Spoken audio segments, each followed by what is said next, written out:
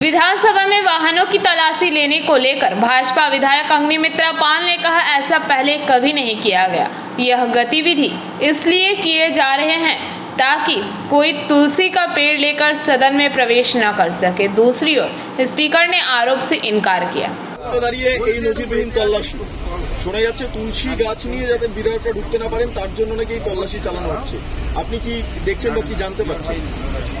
দেখুন, আমরা আজকে খুব অবাক হয়ে গেলাম যে আজকে সকালবেলা আমরা যখন বিধানসভায় ঢুকছি তখন আমাদের গাড়ি তল্লাশি করা হচ্ছে।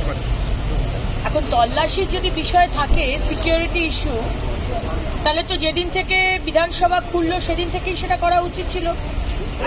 কিন্তু গতকাল যখন আমরা প্রতিবাদ করেছি মহেশতলার দাঙ্গা নিয়ে, মা তুলসীকে নিয়ে, হাতে মা তুলসীকে নিয়ে এবং ঝান্ডা নিয়ে, তারপর থেকেই পরের দিন 24 ঘন্টা যেতে না যেতে হঠাৎ করে এই তল্লাশি এটাই বোঝাচ্ছে।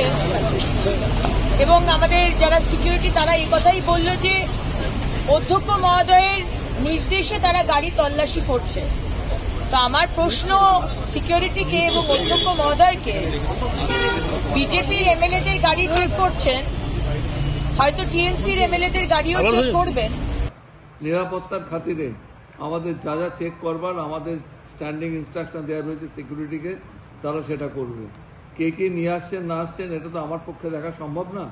যারা গেটের দারোয়ানরা রয়েছেন, যারা সিকিউরিটি গার্ডরা রয়েছেন, তারাই চেক করে ছাড়বে। এবং এটা নিরাপত্তার অত্যন্ত গুরুত্বপূর্ণ জায়গায়। আর অনেক বিধায়করা আসেন, সে সরকার পক্ষ বিরোধী দল। আমরা চাই না এমন কোনো ইনসিডেন্ট হোক বিধানসভার ভেতরে যাতে আমাদের বিধানসভার স্টেবিলিটিটা ডিস্টার্ব হয়। তুলসী আমি কিছু জানি না।